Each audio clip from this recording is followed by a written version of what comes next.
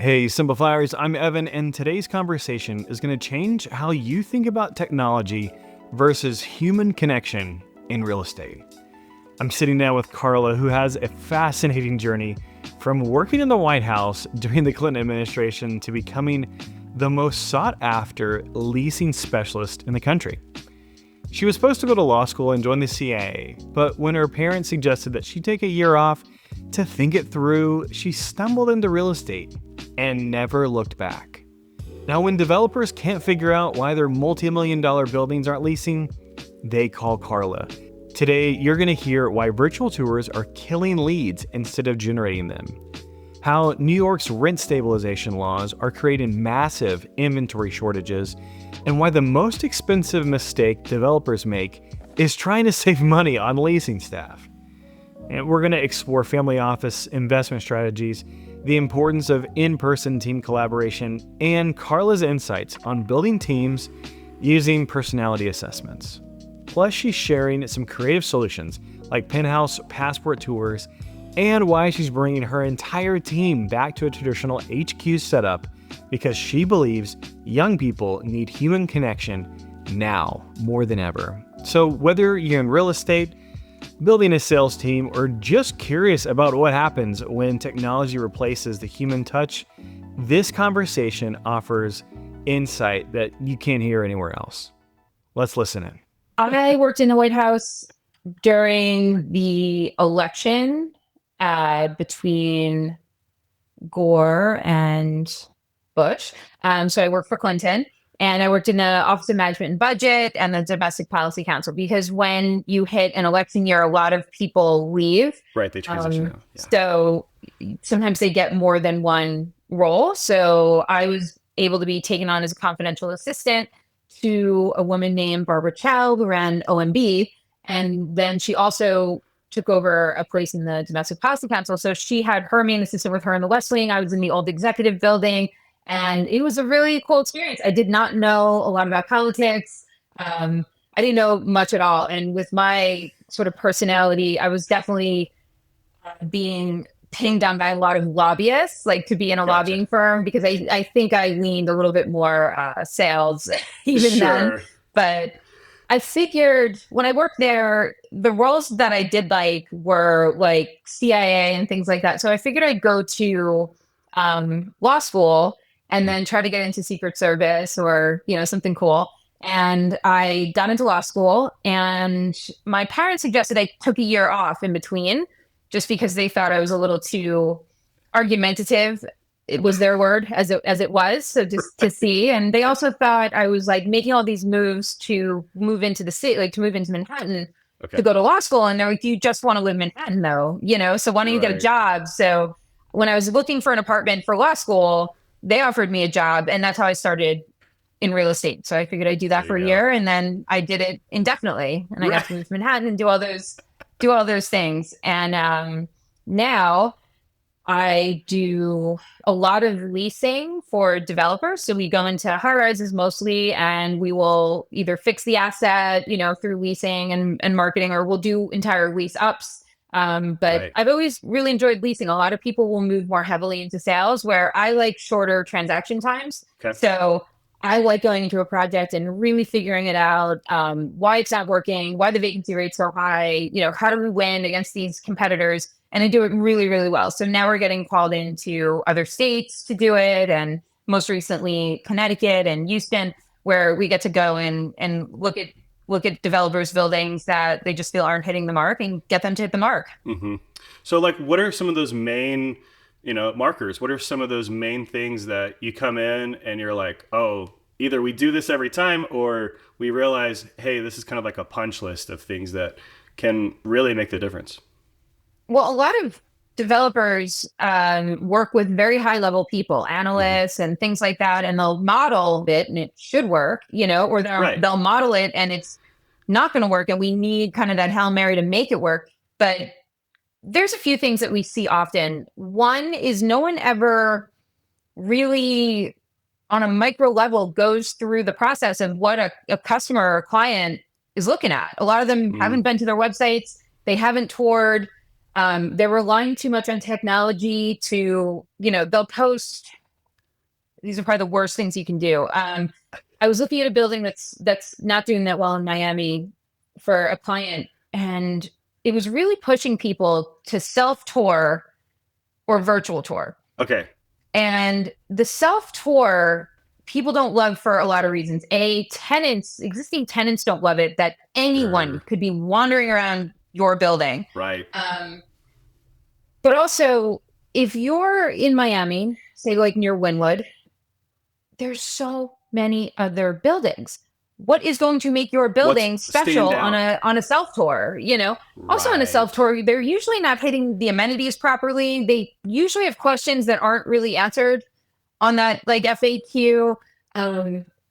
It's not the same. People take residential real estate emotionally. People take commercial real estate more by the numbers, and they need somebody there. Even when we do live video tours, like through the pandemic, we would never send video because I've got two clients looking at the same studio. One gets migraines and it's important to them how close they are to the electrical closet, and one can sleep through a hurricane, but actually wants something quite dark. So there's a concept in sales where you want to only answer the question asked and not feature and benefit sell. Because if you're there being like, we've got a 40,000 square foot gym and this person doesn't work out, they're going to be thinking I'm paying for the gym. I'm not even going to come by. Right. This issue in Miami, the first thing I noticed is they were pushing for like virtual tours or self tours. And if your vacancy rate is off the chart high, that's the first thing you cut. Go back to in person, because you need each lead that you are generating to stick. You need them to get personal phone calls. You want to get them down to that building. You want to incentivize them to get there. The cancellation rate on self-guided tours and virtual and stuff like that is so high, where you want to make every lead count. What they'll do is they'll spend more money in marketing to get more lead gen. More money's going to Zillow, trying to get more leads. They're not really paying attention to like, what is the closing ratio on those leads? Right. So every lead that you're buying, what's happening to it? And if your vacancy rate is off, that means it's falling apart in that segment. Or you could have somebody who is touring and they're terrible. We've toured with people who hate their boss. So therefore, they hate the building, and nobody bothered checking. They let them know, Like sometimes they're hiring just for cost, and I'm like, well, you have a $480 million asset, and you're letting a person, because you got to hire them for 45 grand, be in charge of what that asset makes. It's crazy to me, because they'll just try to save money on leasing staff. It's so stupid. That's actually your most important thing, to keep those rents high. And so people are empathetic and notice it. In this building in Miami, their virtual tours were so bad, like those virtual walkthroughs. Oh, yeah. That Matterport, I'm looking and I'm like, this feels really small. Like Matterport doesn't translate to anything under 2,500 square feet. It makes it look smaller. It makes it look worse. So I'm virtually touring these things. First off, they never went out the window to get the view, which is people's number one thing. Right. So you just go up to this like blurry window. But also it made it, the way the camera was, it made everything look tiny. Right. And what people forget is that advertising is to generate a lead. What they're trying to do by cutting out like salespeople and cutting these things out is their advertising is actually turning people off, where they're like, oh, just virtually tour, do this virtual tour. So I'm not even going to call, because I'm just going to assume it's too small. Right. Let there be a little mystery, because I want to get the person on the phone. I want them to come down to the building, and I want to work out a solution for them. We might have stuff that the computer is not picking up that's available, but I know this person wants to break their lease, and it's the perfect unit for them. There's stuff that you're never going to explain on a poorly taken virtual tour that is making the apartment look like less in person. It looks better. Then it should never be up. Then you should just have 0 virtual tours. If you cannot make it look the same or better than in person, then you're not going to generate the lead. And what was happening here is they were just killing every lead that went to their website, because people were going these virtual tours and they looked not nice. And then they would just bounce. So you'd get the person to the site, you wouldn't get them to call you or to book an appointment. Right. So studying like those micro steps in leasing, because a lot of people lease to see 3 to 5 places. So just make sure you're in that running. Make sure you are getting them there. Right. Yeah. I mean, when I built out in different CRMs, okay, so marketing does the front end job. Now it's in the hands of the sales team, and in your case, leasing. In other cases, it's investment relations. Whatever the case is. Yep. And you go through, okay, what are the mile markers? What are the different, scorecard elements that we want to track? I was just having Yeah. a conversation with a guest yesterday, and he was like, basically, we weren't even tracking. Okay, so someone comes in, but as far as like when we call, how many people actually answer the phone? Mhm. That is a metric that totally changed their business, and they were like, we weren't even tracking it. And it's like Yeah. being totally unaware of like what are those individual things. Like in some cases, it's yeah, you do need to watch the webinar, or you do need to watch this video to help overcome this, maybe. But in other cases, it's just like, well, how can we actually build a relationship? Oh, it's not through, these virtual tours or, talking Yeah. with a robot. It's actually the human connection and having the phone calls, making the outbound calls from the leads that come in, and realize, Exactly. okay, if if our if the rate at which people actually answer the phone, is high, then that's actually an indication of trust. That's an indication of interest and curiosity and mystery, like you were saying earlier.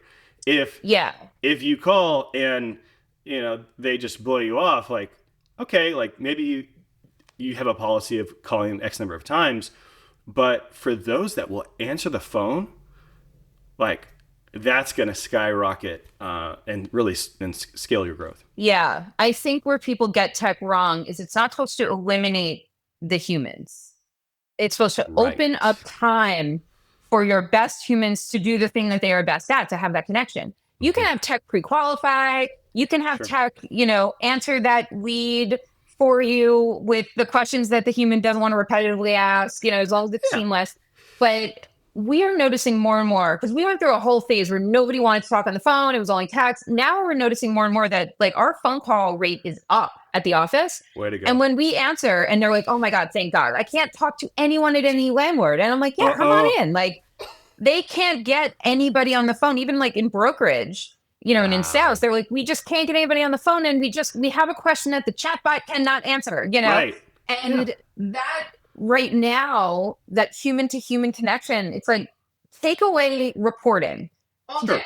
Take away these things that are sucking the time and life out of your salespeople. But that bond where somebody can come and say, yeah, self-guided tour, but like, what about this neighborhood? Like, where can I go to grocery shop? What can I do?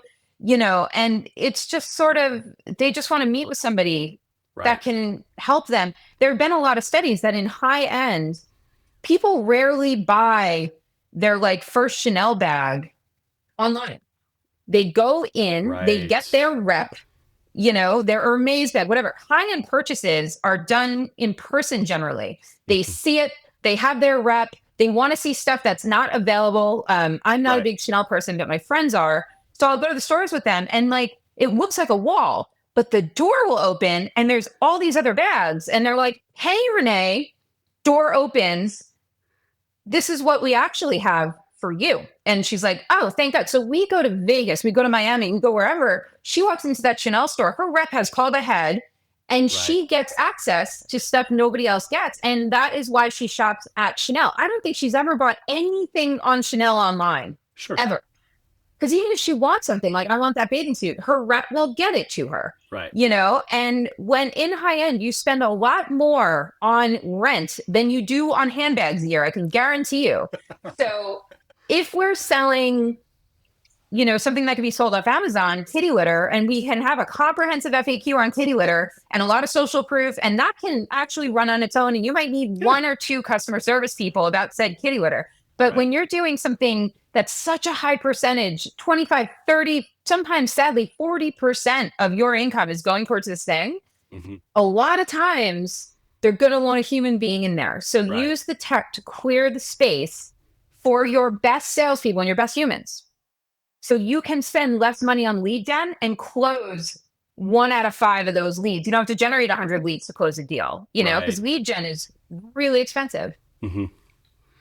And then What you do fix you? your vacancy rate too, you know? Right. Yep. What are you noticing as far as like up and coming tools, things that you're using? Ways that are complementing your sales process.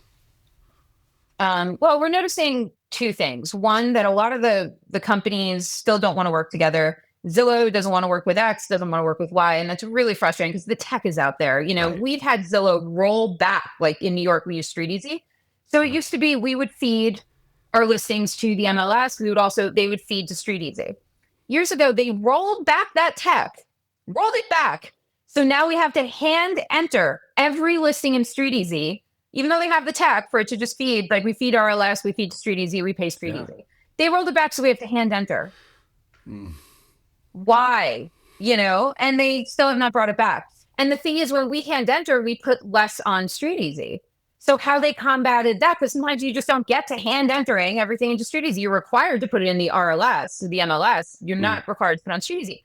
So what Street Easy did is instead of rolling back the direct feed, which they would just make more money because every listing's going, they decided to go after the agent and say, you're putting this in your MLS. It's not on Street Easy. We're going to ban your entire firm What? if you don't put it up. Yep. You can look it up. Emails are public. Ugh. But you're like, you took away my feed. I was trying to do that. So now you have to stop upload your pictures here. You have to upload your pictures there. But yeah, you get this email. So instead of just giving us our feedback as brokers, they then send these threatening emails that if you don't put it up on Street Easy, we're going to shut your whole company off of Street Easy because we saw you put it on your MLS. Your Yeah. MLS is an MLS. You're required to put it there. There's Right. You have paperwork. to. It's a board that you join. You're an advertiser. It's not free. It's extremely expensive. And you're saying if you don't put this on here, like we're an MLS too, you're not an MLS. We're going to take your whole company down. It's going to be your fault that nobody in your company can advertise on Street Easy. Goodness. But like that kind of tech drives me nuts because they rolled back technology that was working for years to make our lives harder. I don't know why, and then threaten us instead of helping. Like it's just wild.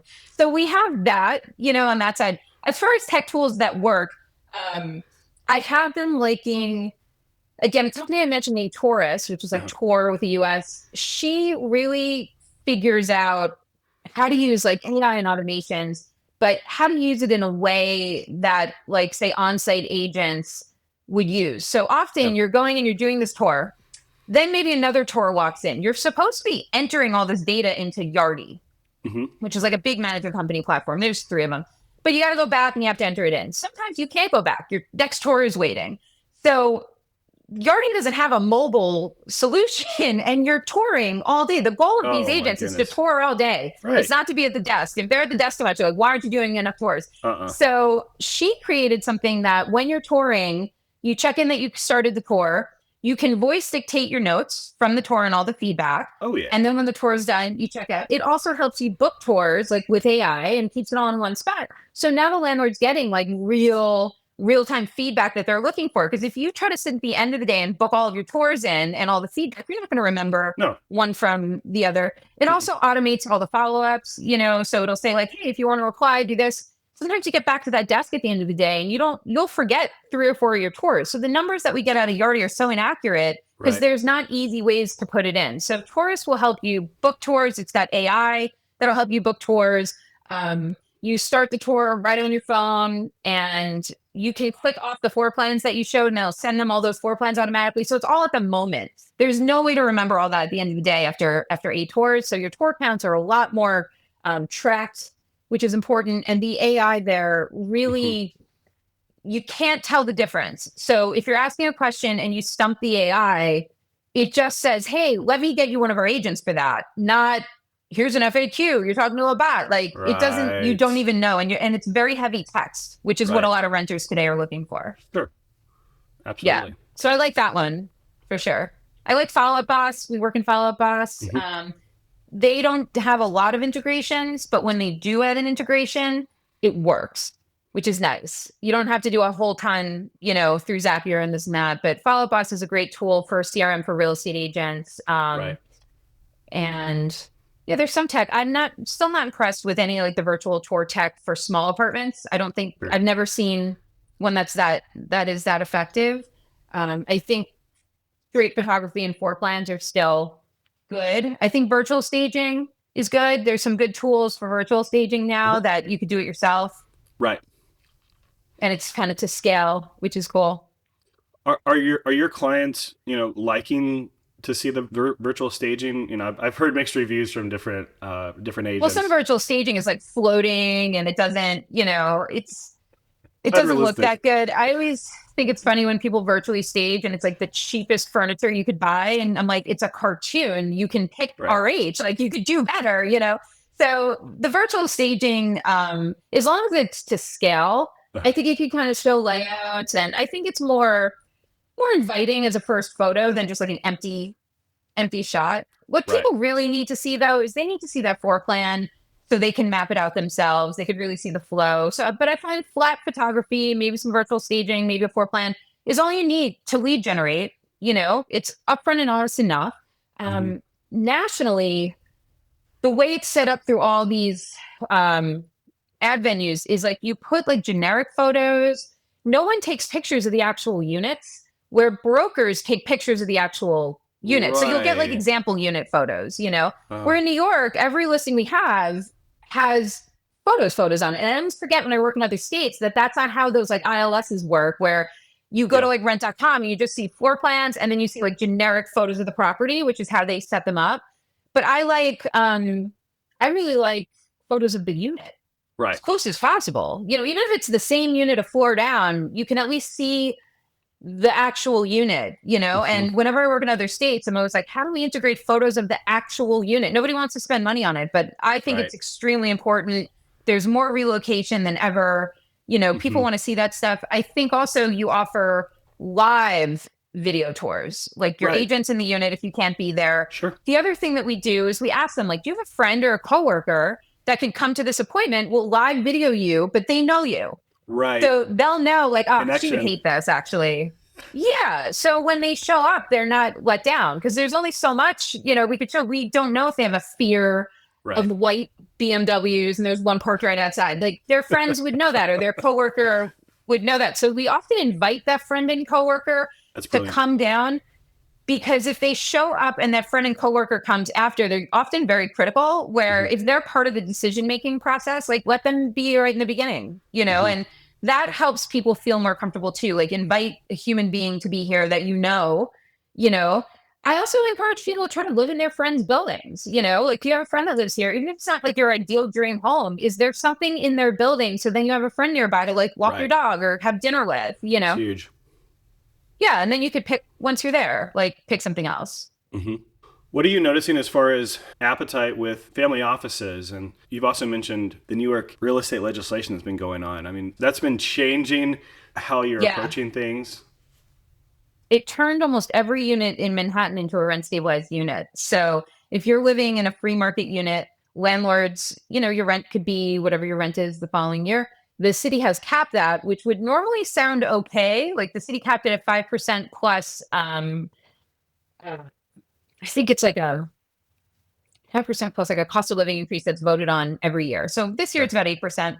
And the issue is that now there's no like turn in apartments so much. Like people aren't moving, they're not growing, they're not, taking new stuff. And we kind of have a counter problem where there's not a lot of new residential that's not super, super high end condo. Like we're not getting a lot of residential rentals being built. So you have all these people that are just staying put, even if they don't like the apartment anymore, because they're kind of locked in. And then outside of that, there's also nowhere fun to move to. There's nowhere sort of aspirational that you could like try a new neighborhood or do anything like that. So on any given month, like in a portfolio of 3,000 units, we would get, 50 to 100 units back. Right now we're getting like 25. So we put stuff on the market. It goes like this. The prices are now on new stuff 20 to 30% higher than year over year because there's no inventory, and that's how modeling works. So we're really in an inventory squeeze. The other thing that's squeezing inventory is in 2019, they passed a bill that if you made improvements to rent stabilized apartments, you could no longer take that like 1/40th and raise the rent up, so it would still be stabilized, but it's like 1/40th of the renovation cost. So if somebody moved out of an apartment after 40 years, It's probably got lead-based paint. It's probably got all these things. You have to remediate. You got to make it up to code. That would cost between $50,000 and $100,000. Sure. You're only allowed to charge what the person who left was paying. So if they were paying $489 and you're paying the heat, right, you board that apartment up and you walk away until the law changes. There's no way to make it financially viable. Right. So right now in New York, we've got between 80 and 100,000 apartments that are just, they're called warehouse. Right. Because it's not financially viable to improve them. And it's not financial, like for the landlord, it would just be a gigantic loss. You might as well just take that money, put it in a 4% bank account and call it a day and have no liability. Yeah. So they just have to leave them vacant. So we're missing all of those apartments too, which even when they're renovated, they don't turn into $10,000 apartments. They turn into $1,900 apartments, you know, which there are none of in New York City right now because they are still rent stabilized. Uh-huh. They're usually like all sub 2,500, but good luck finding an apartment sub 2,500 in New York right now because they're not allowed to renovate them. So they're doing a lot of things which I think they think will help people. But what it's doing is it's really making a blockade for anybody new to come into the city. Yeah. Because there's just no inventory. And then the people who get to live in the city are either the ultra rich or the ultra poor. They get HUD, they get vouchers. You right now in certain neighborhoods in New York, your HUD voucher for a single man studio is $4,000. So if you don't work, don't file taxes, this is what I'm working on today, no job, no nothing, you have a $4,000 studio voucher to live in the financial district of New York. If you were to get that same apartment, you'd have to make $120,000 a year. Sure. So you're either working with people with no job or wealthy parents or really, really high-end jobs are the only people allowed to be in the city right now as far as new people moving in. So with that, you don't get any kind of good diversity. You don't get, you don't get much at all. You just get a really boring place to live. And that's what the city is kind of creating. Wow.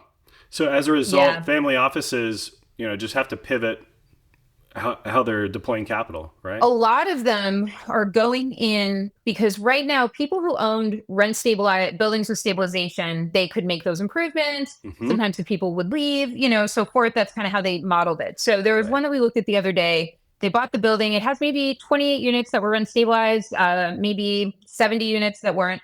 They were making improvements to it. All in, I think they were in at about $95 million.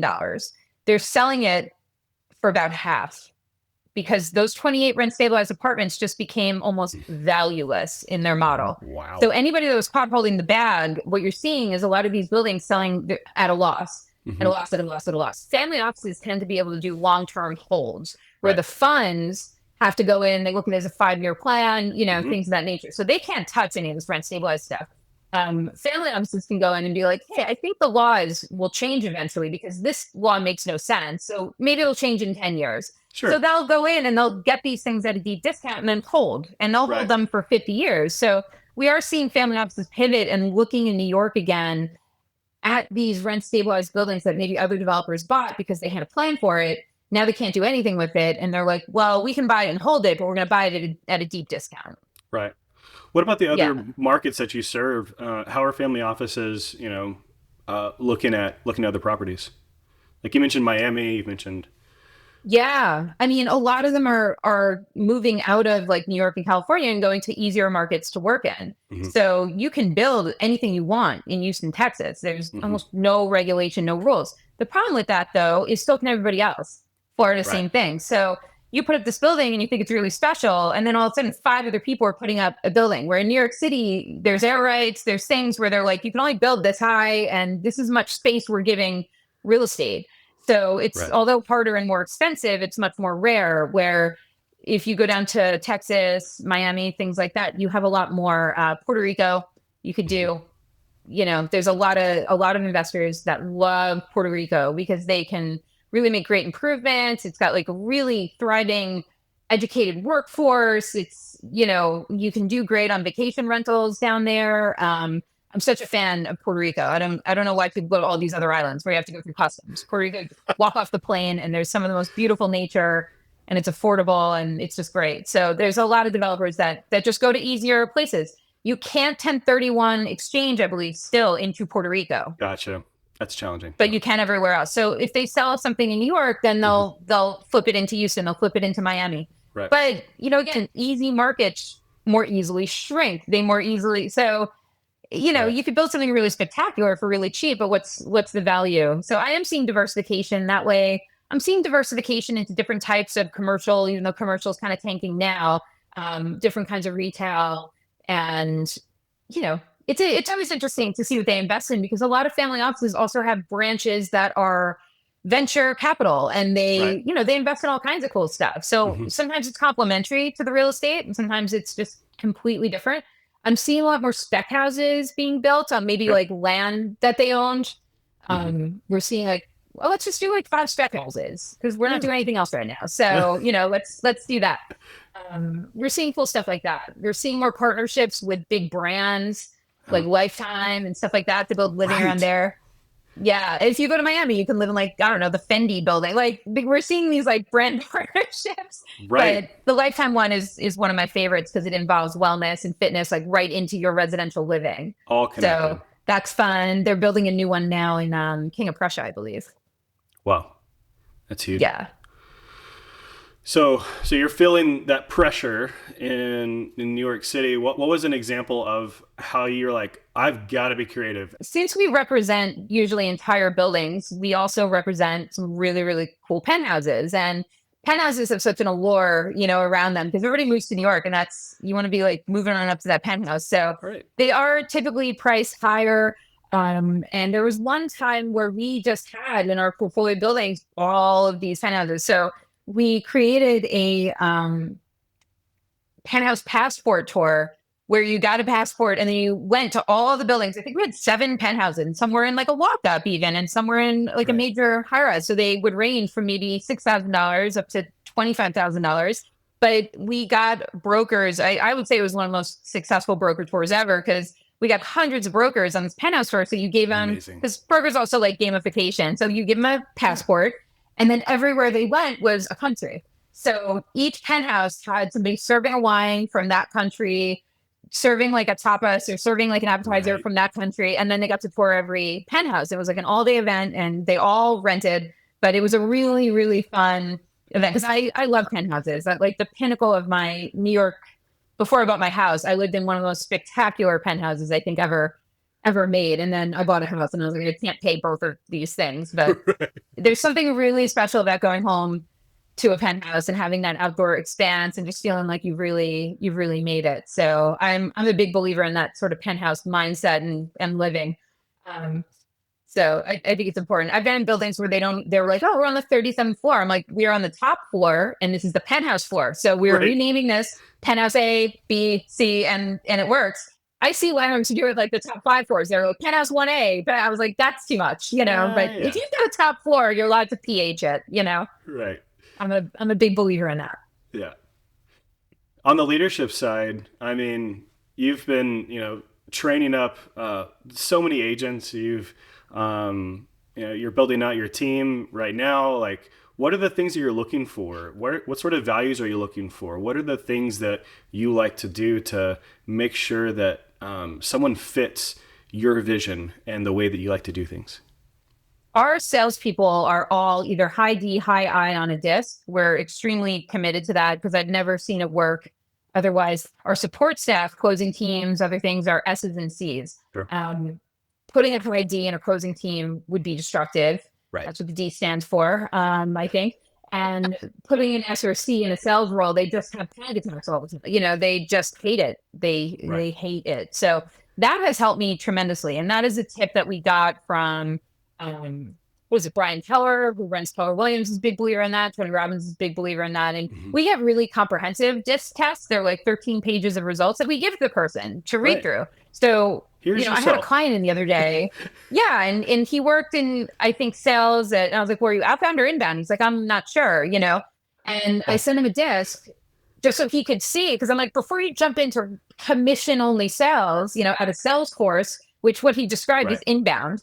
Inbound, you could have high I, you could have high D, but high I, if you need to go out and generate your own business, but you are good at inbound sales, be good at inbound sales, be on someone's team Sure. and do all the inbound sales. But Sure. don't say, I want to go do real estate and then completely fall on your face when you have a good career already.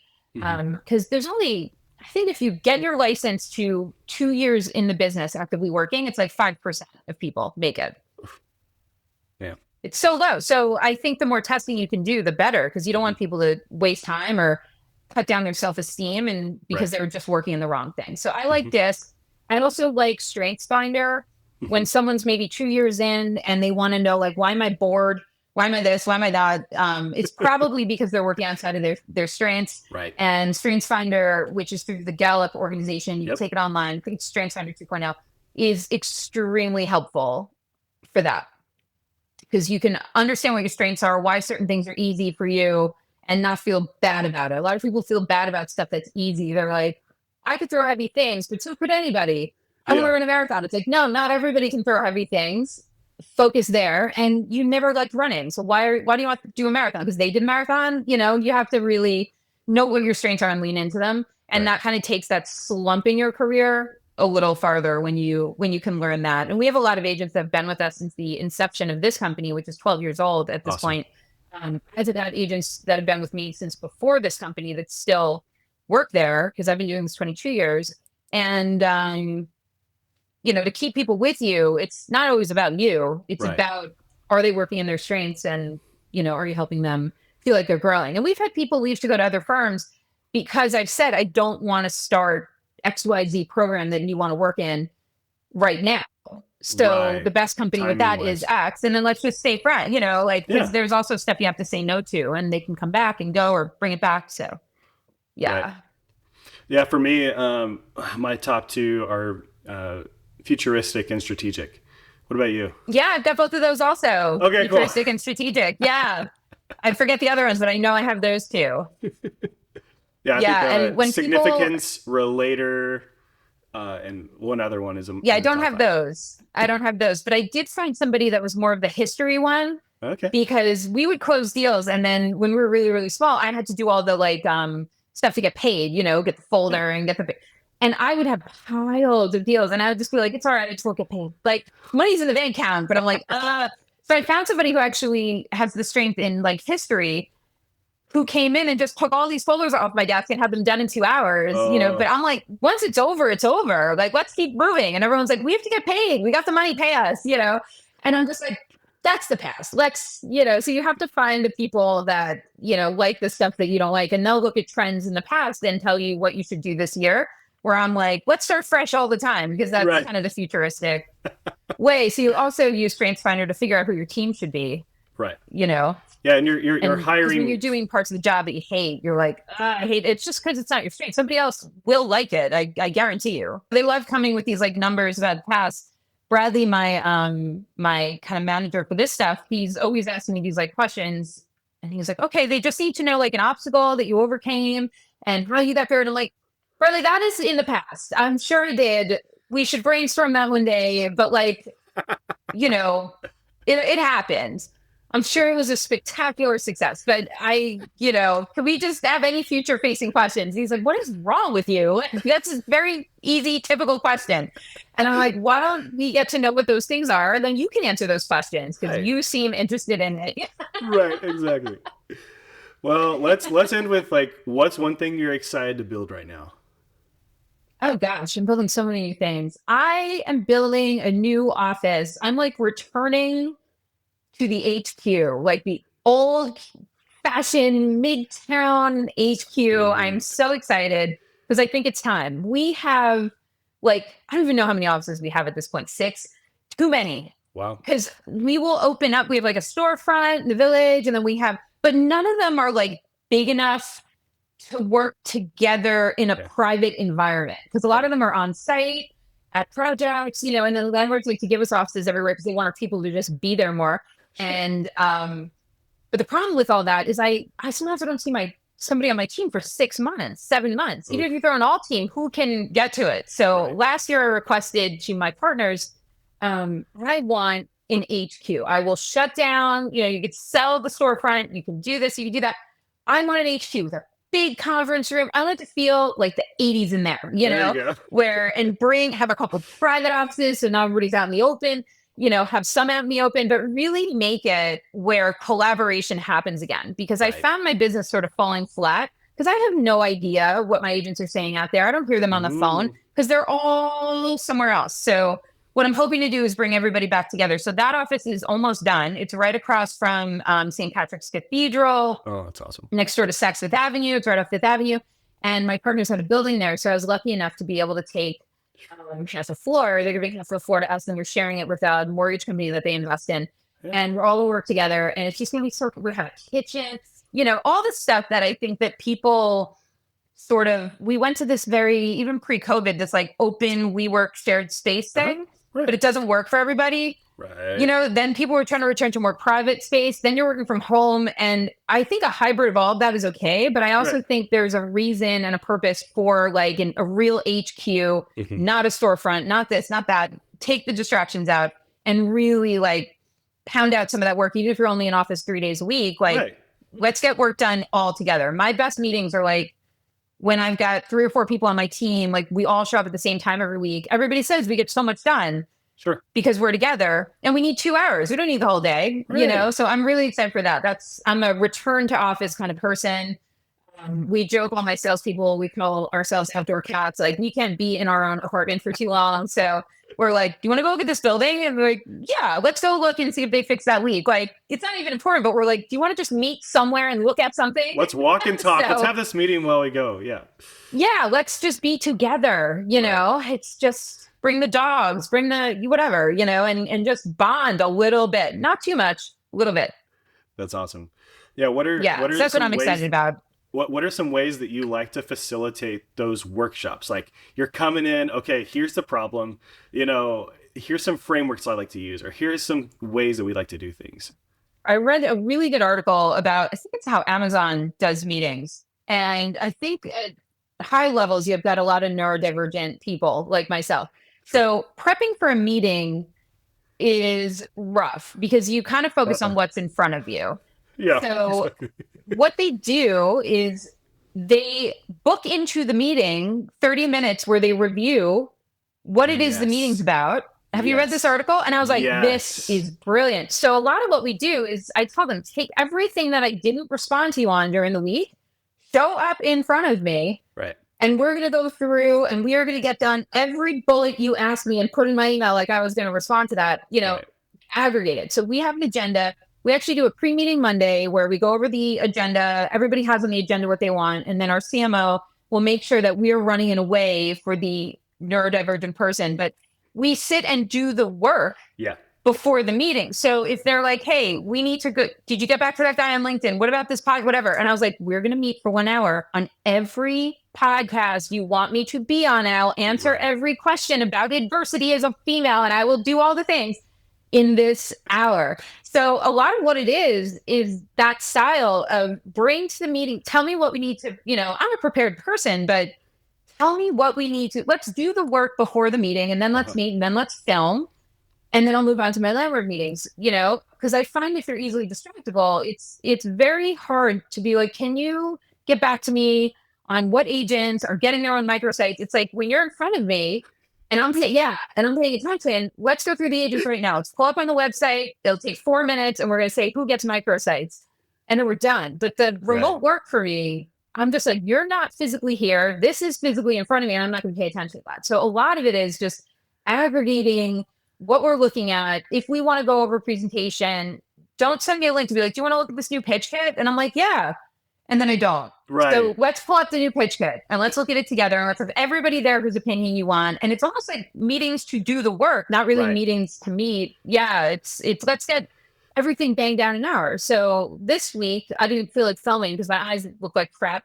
So we skipped the filming part. I had an extra landlord meeting, but I was like, we're going to take this hour and go through every podcast question that you wanted to ask me, like with Bradley. And we booked like 4 podcasts and we booked one for mine. And he was able to run with it for the rest of the week because we got that focus. Yeah. So a lot of our get-togethers are exactly that. Like, let's place that hiring ad right now. Oh, let me call that recruiter in front of you. So I'm not the bottleneck, you know, and then I'll intro you and then you can run from that and I'll approve this budget. And like trying to get those answers, I think is what's important, trying to get out of email. Well, and it also helps you just be able to model, like, this is how we come up with solutions. You know, and like you just show them, this is how we do this. This is how we overcome this. right now? It's also for the mental health of your team. If you let your team just sit at home and work all the time because you're not responsible for them leaving the house, but you're a little, and if you Right. want them, you got to get out of Jersey City and come to Manhattan once a week, then at least they know they have to like take a shower and get dressed for that, because mental health is a real thing when you're working from Yeah, home. absolutely. I'm lucky. I get to run around and go to buildings. A lot of our people that work in marketing, graphics, all this, Sure. they never leave the house because sometimes Right. we're a client of theirs and they've got other clients and they just sit there all, and sometimes they never leave. And for their Right. mental health as a 24-year-old or Mhm. 26-year-old, it's so dangerous that they say, like, I know that every Tuesday I come to Manhattan, I get dressed, like, I get my hair, whatever. It's like getting them out to just get their mental health okay, because otherwise Absolutely. companies don't care if they're located in California as long as you deliver the work, but I actually care if they're sitting there really depressed and isolated, Mhm. so having just I think the return to work 5 days a week, if you've proven that you can handle yourself not doing that, of course. But there's a lot of young people that work for us. They don't have a family, they don't even have a dog, they talk to no one, and it's not all Right. right, and No. I could see it in them that it's not all right, because they're Right. like, it's not okay. So booking at least one meeting for them in person. They don't have to come, but I find that they do come a Right. lot because it's their touchstone for the Right. week. You try to ask like, hey, what did you do over the weekend? Crickets. Hey, did you have anybody in your home for dinner? Or like, did you go out? And it's like, what do you No, and mean? they're a You little didn't? ashamed of it also, like, Sure. so they're just kind Absolutely. of like, I know it's wrong, but I'm in this spiral. So sometimes you Right. just have to kick them right out of the hat and be like, they know I operate better in person because their emails aren't getting to me. So they know that that's just what has to happen, and they can resent me for it or not, but I know they're leaving their house. And awesome, Right. because it was cold this winter in New York. So a lot of people in New York, New Oh Jersey, all yeah. around us, it's freezing. You need a reason to go out. And Right. if you don't have to, it gets really unhealthy Uh, emotionally. oh yeah. No, there's definitely times when it's like, okay, it's winter. I'm gonna bundle up and I'm just gonna walk. I need some like I need some sunshine.